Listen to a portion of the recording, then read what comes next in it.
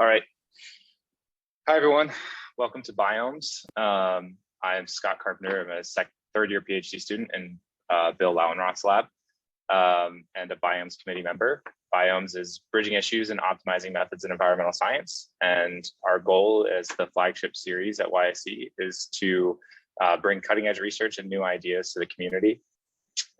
It's community sourced. So if you have suggestions or have a speaker that you'd really like to bring in, please scan that QR code and fill out the Google form, and we'll hopefully be able to work with you in the future. Today's seminar is virtual, so we will have Q&A period at the end. If you want to submit your question, please do it into the Q&A box, or after when we're having the Q&A session, just raise your hand and we will call on you to ask your question live.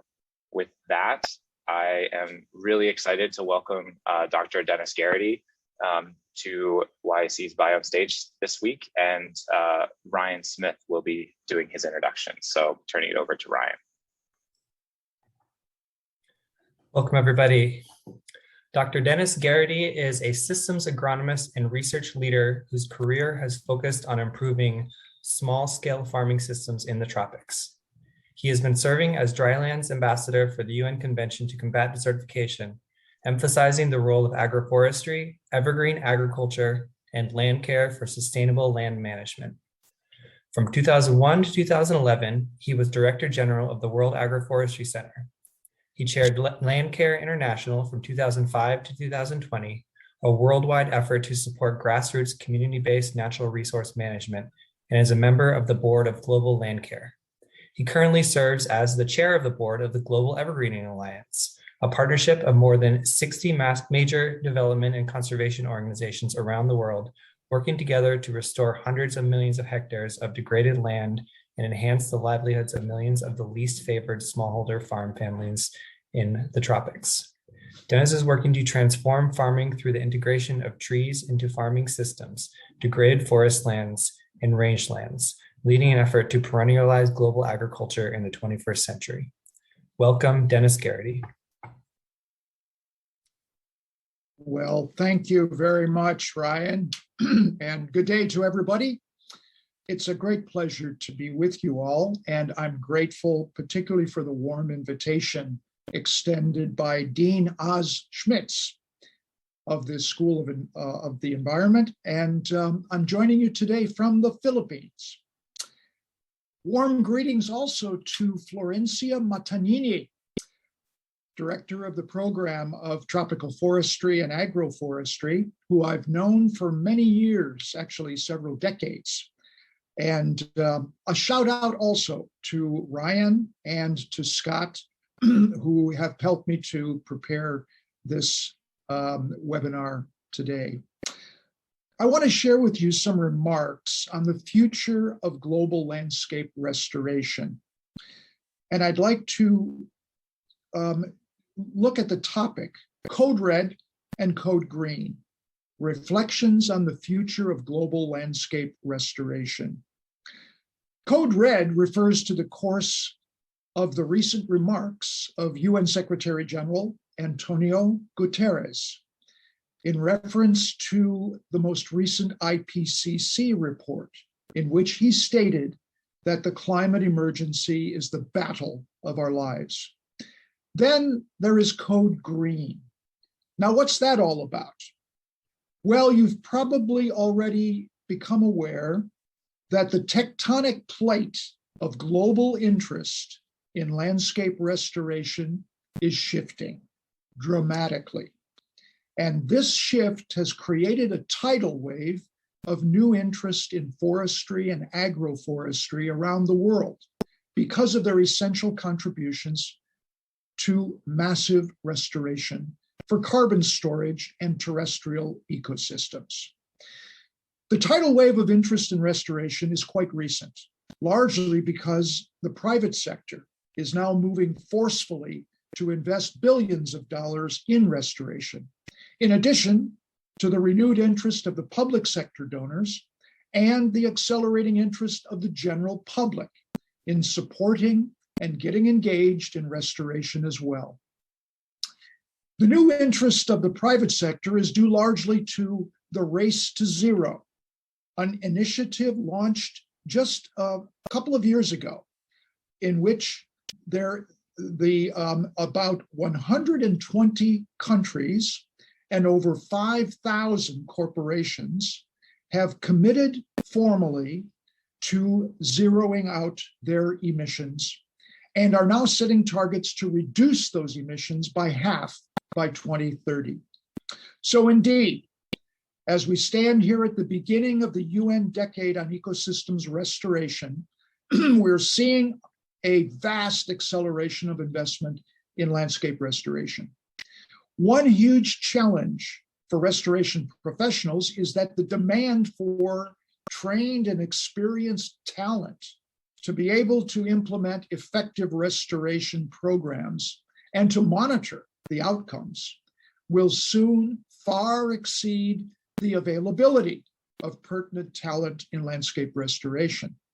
Later, I'm going to dwell on some of what may be the areas I see when I look at the big talent gap that is developing, a topic that I suppose will be of interest to many of you who are currently contemplating a career in the environmental domain. But let me begin by briefly reminding us how serious the climate emergency actually is, and then moving rapidly on to the restoration goals and targets that will need to be achieved to address the environmental crises that we face. Next slide, Scott. Now, what the most recent science is telling us may actually be worse than what you had thought.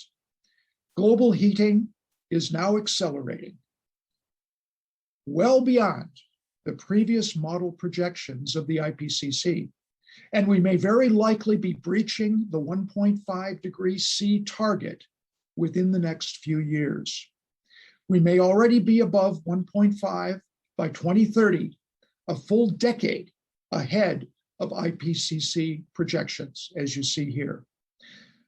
The World Meteorological Organization corroborated on this report in a publication they just released a few months ago.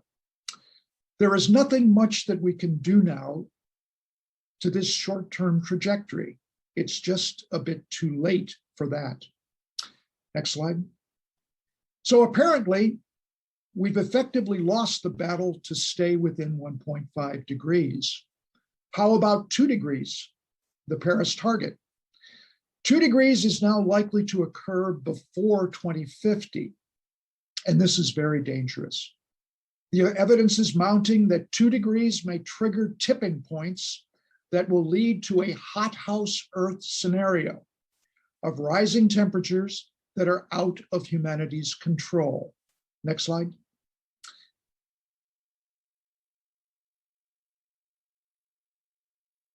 So apparently, we have a situation with many tipping points that can contribute to this hothouse scenario. 9 of them are highlighted on this map, published by a large group of global change scientists in the proceedings of the National Academy of Sciences recently. Frankly, the one that scares me the most is the permafrost melting, which would unleash an accelerating torrent of carbon dioxide and methane into the atmosphere. And we do know now that global methane emissions are currently accelerating rapidly. Next slide. So what are the critical actions that are needed? Obviously, zero emissions at emergency speed by 2050, not 2030, not 2050 is the crucial time frame. But the Earth is already too hot, and large-scale carbon drawdown is absolutely vital. Adaptation actions must kick in now to protect the most vulnerable. Next slide. Now, this IPCC graph shows the general path to emissions reduction that is essential to achieve zero emissions by mid-century. You'll note the expectation that emissions will continue to increase until 2030 and then must turn drastically downwards thereafter. Can this be done? Next slide. Now here in this slide, I've added the annual absorption of carbon dioxide by the oceans and the land base, which you see below the baseline. Together, they are already drawing over 20 billion tons of carbon dioxide from the atmosphere every year. What makes it possible for the world to achieve net zero emissions by 2040 is largely due to the possibility of this carbon dioxide removal by the land and the oceans during the coming decades. But the imperative is to ramp up that drawdown by vastly scaling up nature-based solutions that will evergreen the Earth. Such a process could enable us to be in negative emissions territory by mid-century, as shown by the blue zone at the bottom of the graph.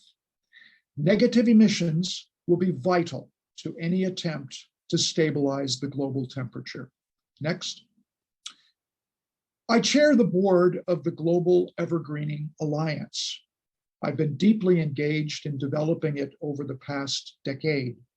The Alliance's mission is to achieve massive impact in land restoration globally and, consequently, carbon drawdown. We now have over 60 member organizations, including virtually all of the biggest development NGOs and the conservation NGOs, such as the Nature Conservancy and Conservation International, working in countries around the world.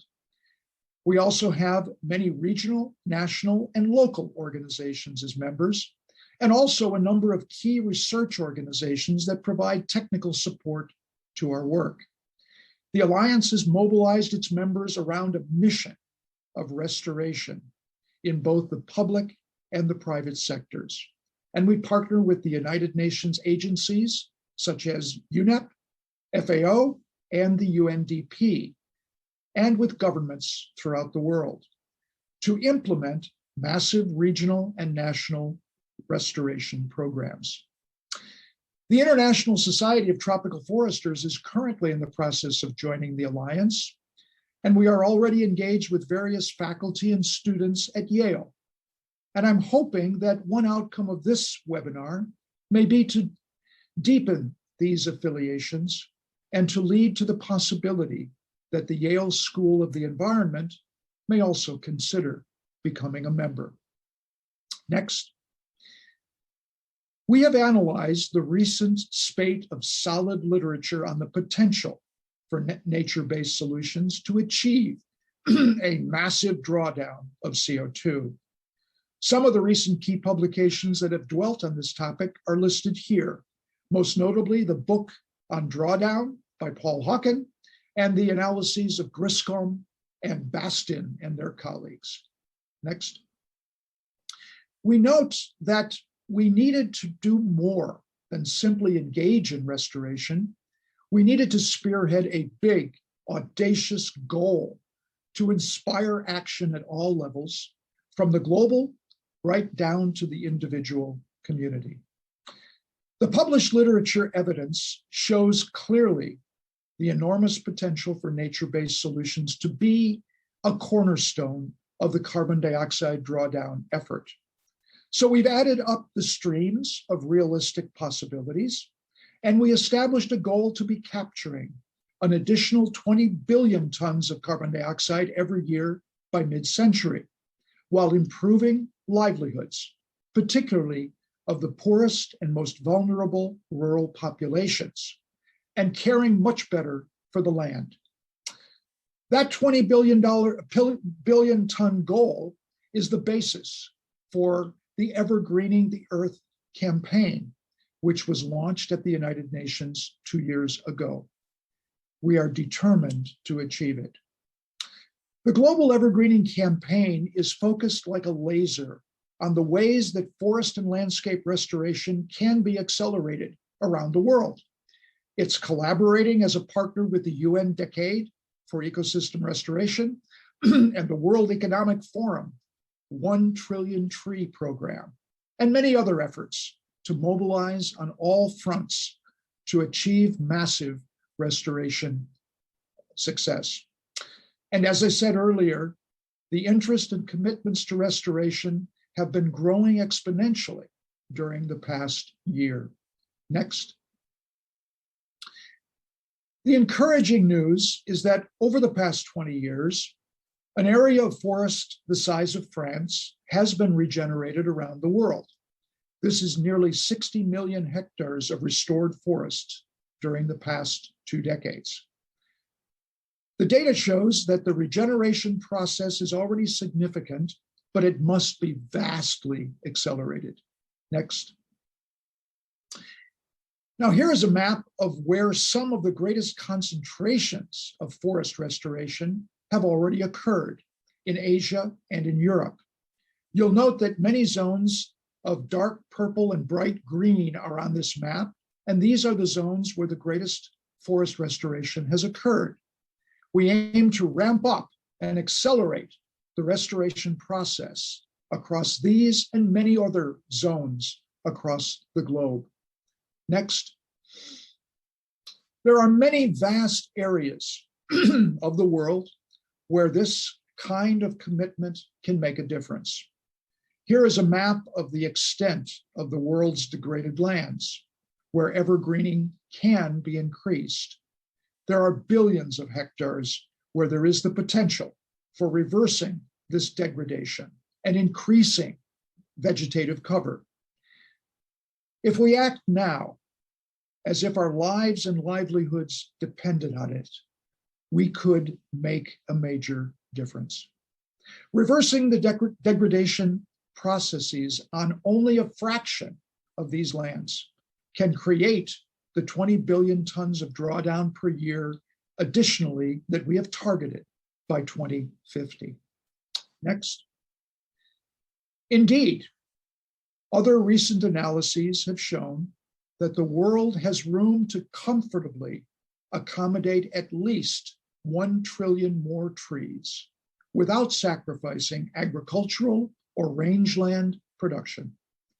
The 22 billion trees that have been or that will have been restored during the last 2 decades that I mentioned earlier represents only 2% of this potential. So there's a lot of room for restoration to grow and spread to every community in every corner of the globe. Next. The campaign's global goal is made up of a number of target areas for capturing and storing more carbon in the world's landscapes. We've laid out unique strategies for the ecosystems of degraded forest lands, degraded farmlands, and degraded rangelands. For example, the Evergreening the Earth campaign has pledged to restore tree cover on 575 million hectares of degraded forest lands in the next 30 years, and thereby capture an additional 8.5 billion tons of carbon dioxide per year from the atmosphere. And this is only about 1/3 of the treeless degraded forest land in the world, which is over 1.7 billion hectares. Much of this land can be restored by natural regeneration or by deploying assisted natural regeneration, a low-cost alternative to planting trees. Next slide. Indeed, natural regeneration is much cheaper than tree planting, and it brings with it major advantages in biodiversity enhancement and conservation. It enhances many other environmental and productive services as well for people and the land. Next slide. Ethiopia is an example of this. This country has committed itself to restoring over 15 million hectares of degraded watershed areas by 2030. And it is already well along the way to achieving this national goal. By deploying what is known as watershed closures, highly degraded watersheds are allowed to rest from intensive human and livestock pressure, rapidly regenerating a forest cover that provides much greater benefits to local populations. Next slide.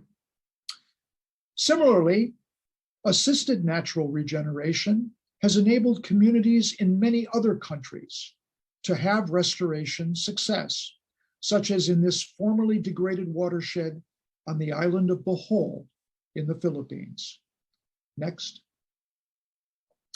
Now, one trend that may have huge implications for land restoration and the rewilding of the planet in the coming decades is a great disruption in the global food system that is projected in a just released publication, as seen here.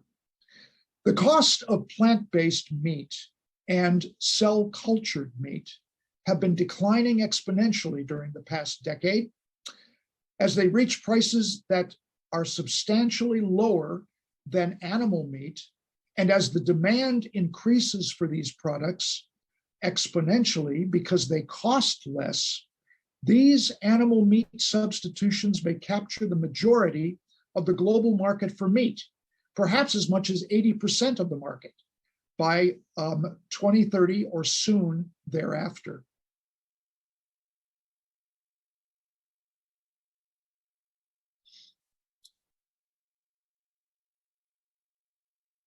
The entire animal meat industry may by then be on the road to collapse.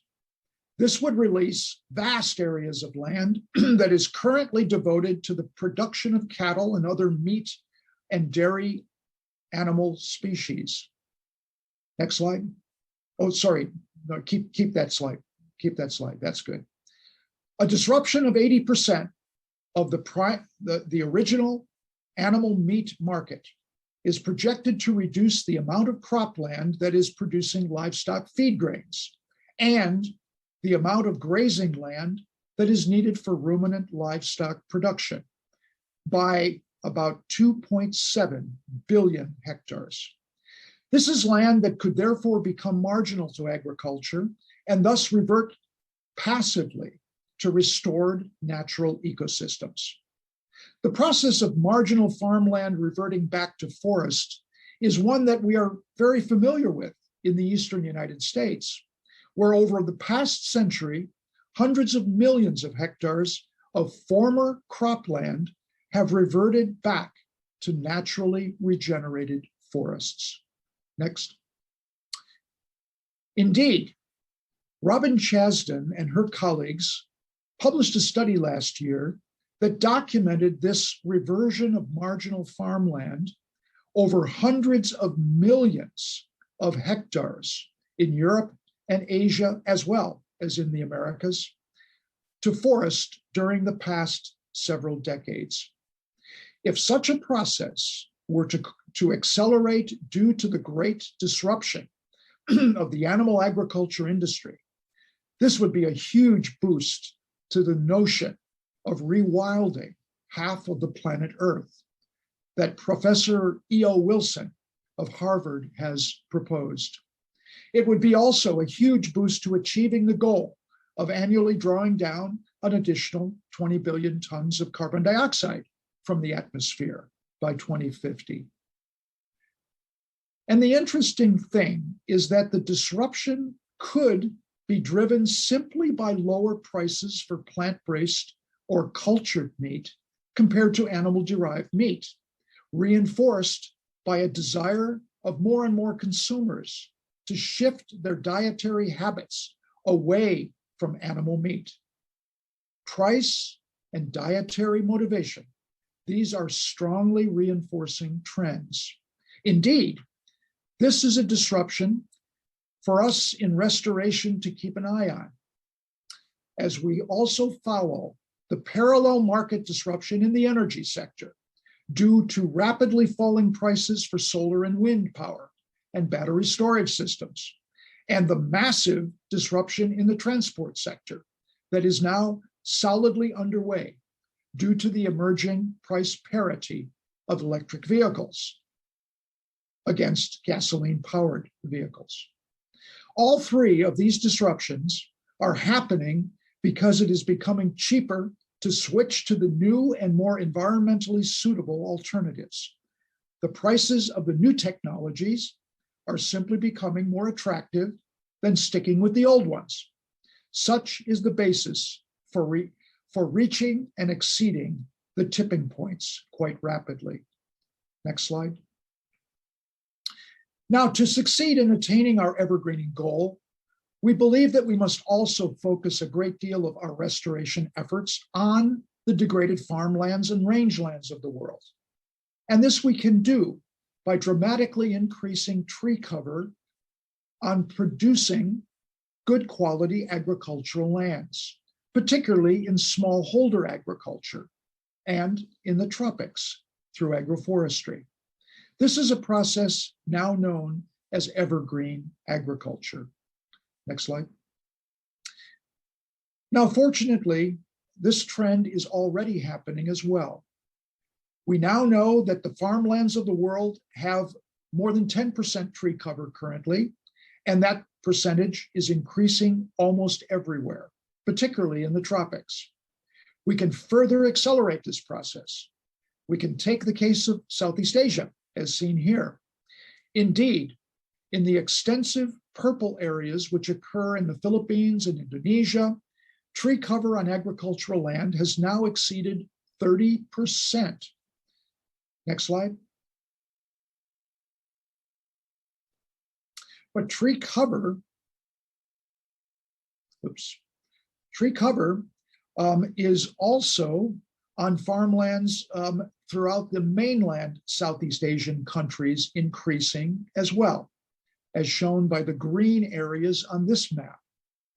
So there is enormous innovation underway to combine trees and crops for higher annual income, greater resistance to production shocks, and greater carbon storage on the vast areas of producing agricultural land, particularly on the 500 million smallholder farms around the world.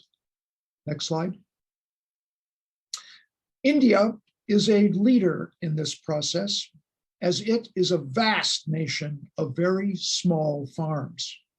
This slide is an example of wheat production combined with fruit production and an upper story of timber trees, fast growing and pruned to reduce competition with the crop. Next slide. A truly dramatic example of successful farmland restoration has taken place in Africa over the past couple of decades. This occurred initially in Niger, the poorest country in the world, where the process of desertification on smallholder farmlands had been due to devastating drought decades in the 1970s and 1980s. Next slide. But today, over 7 million hectares of this formerly denuded farmland has been restored through the practice of farmer-managed natural regeneration, as you see here. Farmers selected and nurtured useful tree species that had emerged naturally in their semi-arid crop fields. The process, engaged in by about 2 million farm families in Niger alone, has restored a moderate tree cover on farmlands in the dry zones of Africa. Next slide. This process of tree restoration now has spread to over 21 million hectares in the semi-arid Sahelian countries, and the practice is still expanding rapidly. This photo here is not a picture of a dryland forest. This is all cropland, where farmers grow these naturally regenerated trees, usually acacias, in their sorghum and millet fields. And the trees themselves dramatically increase the crop production and crop yields and provide nutritious livestock fodder for their animals and fuel wood for their cooking. Farmer-managed natural regeneration is now seen by the World Bank and many other organizations as a fundamental practice for a resilient dryland agriculture. Next slide. The Alliance Restore Africa program is giving particular emphasis to ramping up this inexpensive and highly scalable practice to more than 100 million hectares in Africa. We are well on the way to accomplishing this target, as many countries in West Africa and also in Eastern and Southern Africa are giving it attention. Next slide. And finally, we aim to regenerate 650 million hectares of degraded pasture lands and rangelands globally by assisting graziers to establish more holistic grazing systems and create a healthy grass-tree balance. Holistic grazing practices emphasize the frequent rotation of bunched herds of livestock, a system that has now been proven to restore degraded pasture land much more effectively than the conventional grazing practices that had been the accepted model for the past century. Restoring a healthy grass-tree balance through silvicultural systems with a moderate population of trees has also now been recognized as a crucial pasture renovation solution as well. This is the fastest spreading type of agroforestry practice in the United States. Thus, croplands and pasture lands are now recognized as important systems that can be restored through agroforestry. Next slide.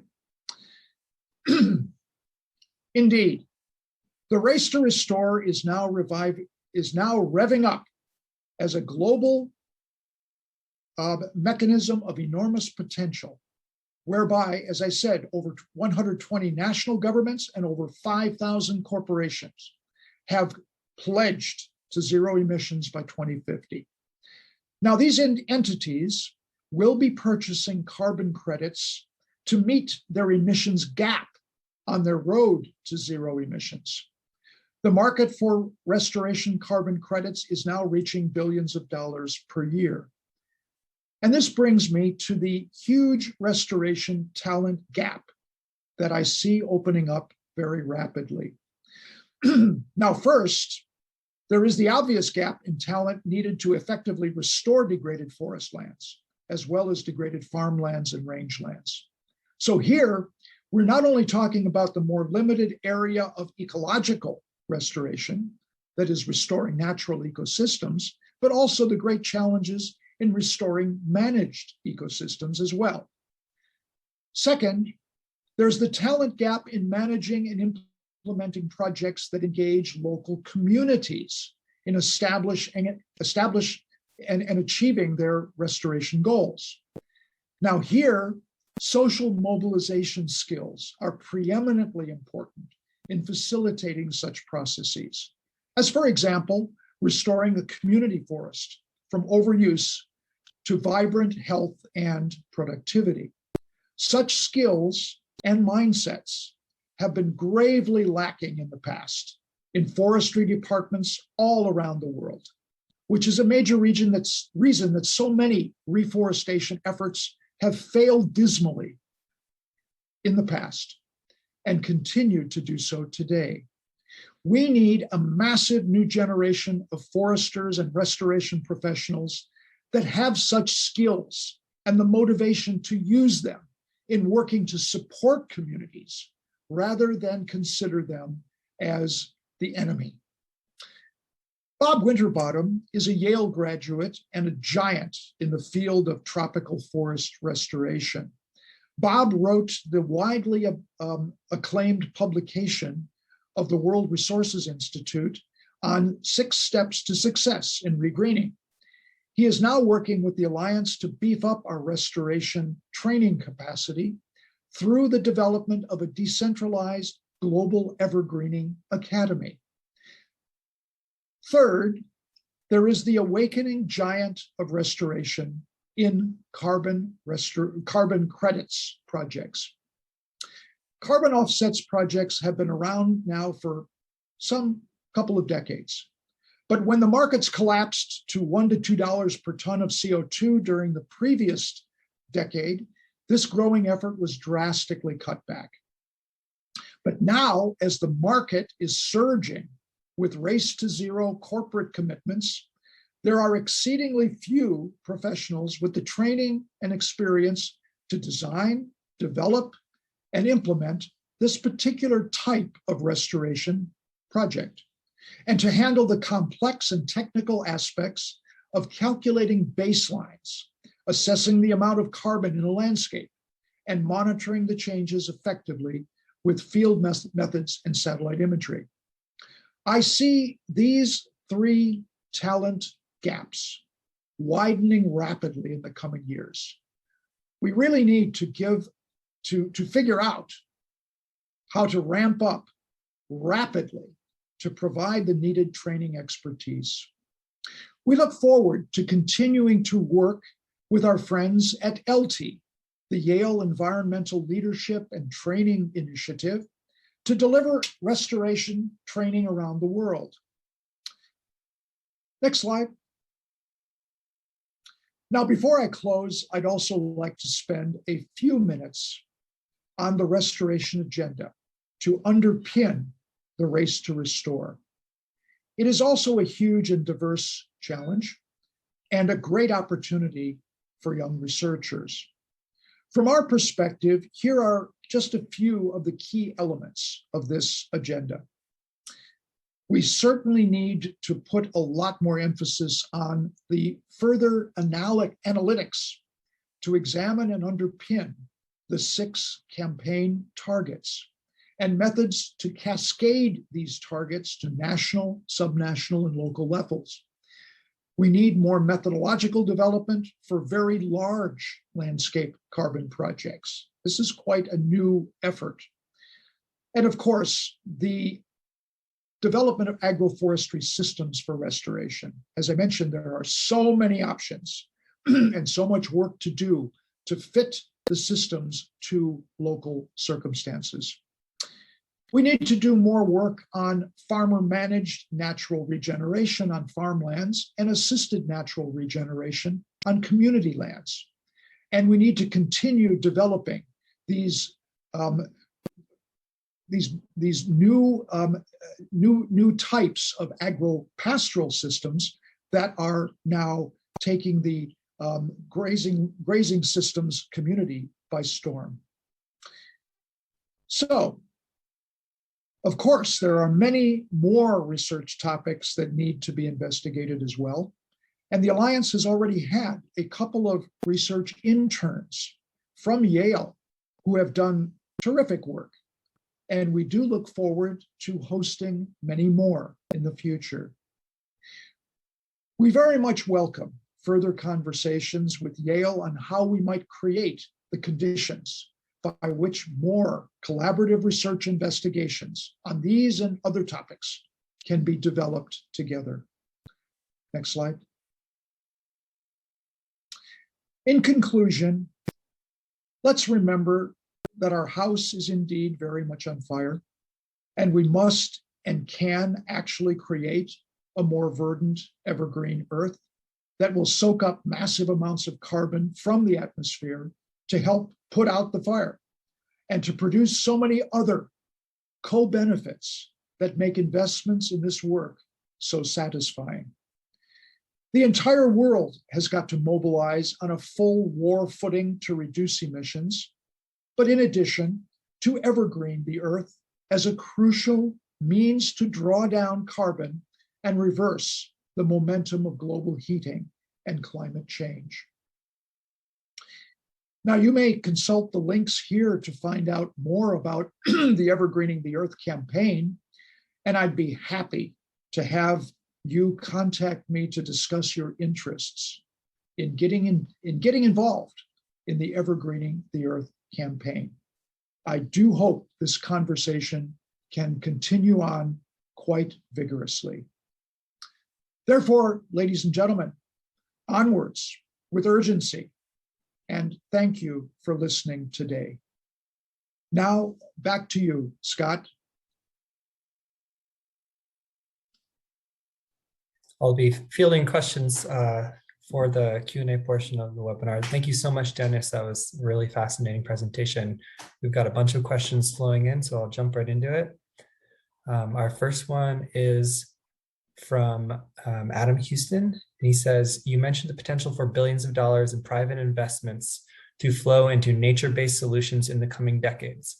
What are the investable opportunities here? Are there opportunities outside of carbon markets? And how can private investment support local efforts such as farmer-managed natural regeneration? Very good. Very good. Would you like me to answer them one at a time? That's fine. I think that would work well, yeah. Okay. Or is that Ryan? So, yeah, so what are the investable opportunities here? Are there opportunities outside of carbon markets? And how can private investments support local efforts such as farmer-managed natural regeneration? Well, indeed, there are great investment opportunities outside of carbon markets. There is a move now for enticing corporate investment in biodiversity enhancement and conservation, certainly. Of course, in avoided deforestation and hydrological services of watersheds is becoming a payments for environmental services area.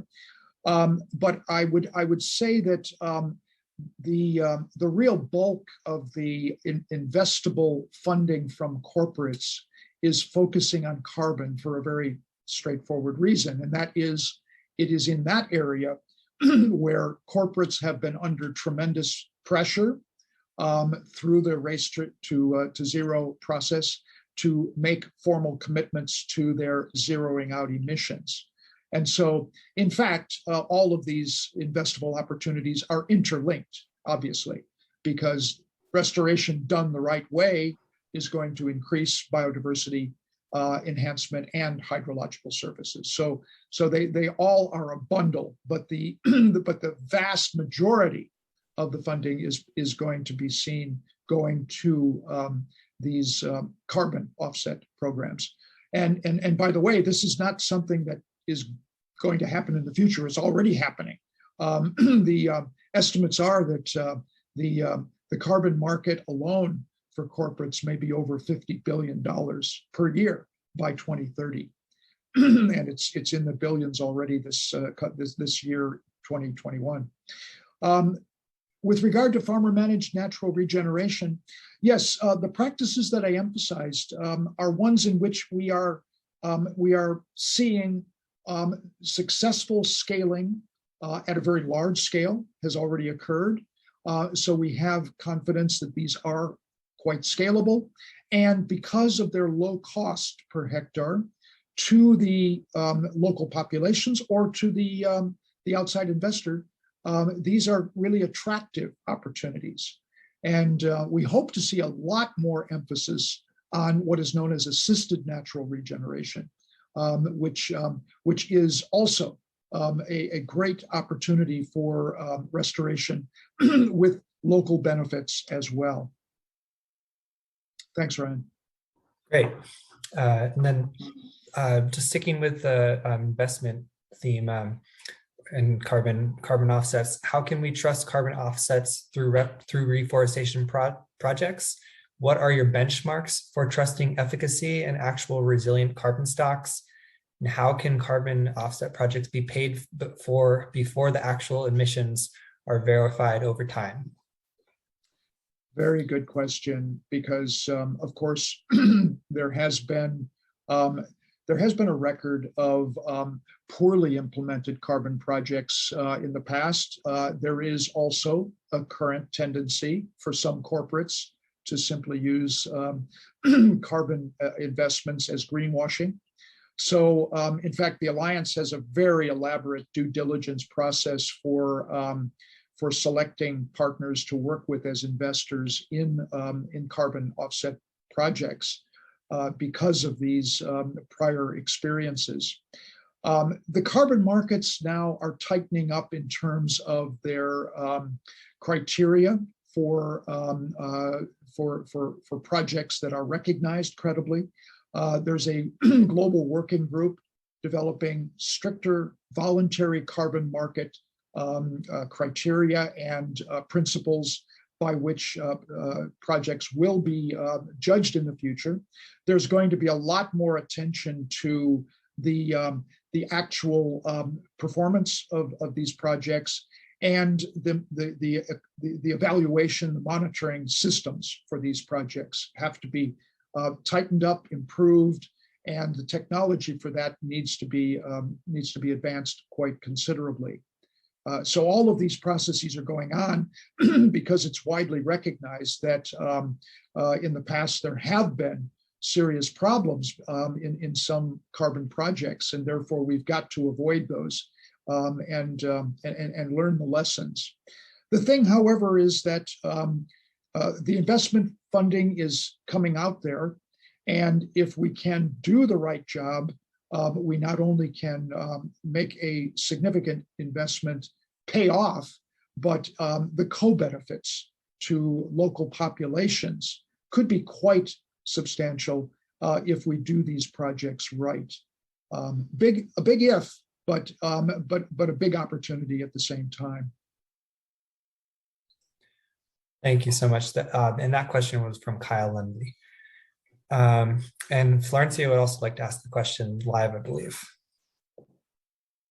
I think you need to raise your hand and you can be called upon. Is that how you do it with the webinar? I just promoted her to talk, so she should be all set. I think you can unmute now, Florencia. I can unmute you. Listen, can you hear me now? We can hear you. Thank you. Okay. Hi, Dennis. It was such a pleasure to see you today. As you said, we've known each other for several years, but you shouldn't say that. Yeah, and I have followed, as you know, your trajectory in different things that you've been doing, and I really like what you're doing now. One thing that I wrote down several questions. Poor Ryan has had a hard time choosing from them. But one main thing that I had from your presentation from the start, it took you 20 minutes, I counted, to say the word biodiversity. So I couldn't believe that it took you so long to say it. Later, you sort of compensated when you said how bundle, when we're talking about all these carbon offsets and all that, and you did say, but on your research agenda, I would love to have a separate sentence there saying biodiversity conservation, rescue or work with indigenous peoples practices that use the local biodiversity. I'm sure you're very well aware of the projects that the World Agroforestry Center has as part of the program, FTA, the Forestries and Agroforestry program that I've been advising for so many years. They have such beautiful projects where they go to these places all over in Africa, in India, in many other places, and they see what are the species of fruits. You know that there are like 20 species of fruit from Africa that we people know about, but are like about 400 species. And the nutritional quality of those fruits. So I think you should put more emphasis in your research agenda on conservation of biodiversity. And I think that would be the main comment that I have. I would love to have a sentence there saying something like that. And then I of course, I liked all your emphasis on assisted natural regeneration and all that. But one thing that it's a doubt in my mind is in terms of dietary changes, you are talking about the artificially produced meat. I wonder what impact that can have as opposed to changing other habits. As you know, in Latin America and other places in the world, even in the US, we grow so much soybeans, of course, transgenic soybeans and all that, to ship all the way to China, which is absurd with all that, all the carbon footprint that has. For them to use them to feed pigs because they love to eat pigs. So in terms of dietary changes, I think there is much more to do than just focus on, say, changing from raised cattle in the farms to artificially produced meat. But I would go back. My main message here is to add conservation of biodiversity in your research agenda, because as you said, there is this big gap, drainage gap And I'm sure here at the school, we are all more than willing to help you in that, but you should include conservation of biodiversity. Sorry if Very I good. I can only say, Florencia, that I stand accused and convicted. But I wanted to hold you in suspense, see, by not mentioning it until later in my presentation. But you're absolutely right. Biodiversity, conservation, and enhancement go hand in hand with our ability to capture more carbon in landscapes. And both processes, should be mutually reinforcing. And we certainly want to see that happening in the programs that are developing in the Alliance. And with regard to the soybeans, the interesting thing is, of course, that soybeans that is being produced by the destruction of the Amazon is almost entirely for animal feed, and mainly ruminant animals that would be victims of the disruption of the food system that I mentioned. And so, if we do have such a disruption, whereby artificial meat, as you say, it becomes less expensive than animal-based meat, there will be a tremendous reduction in the demand for soybeans, maize, other feed grains, as well as the demand for increased pasture lands in the Amazon, which is another enormous destructive force.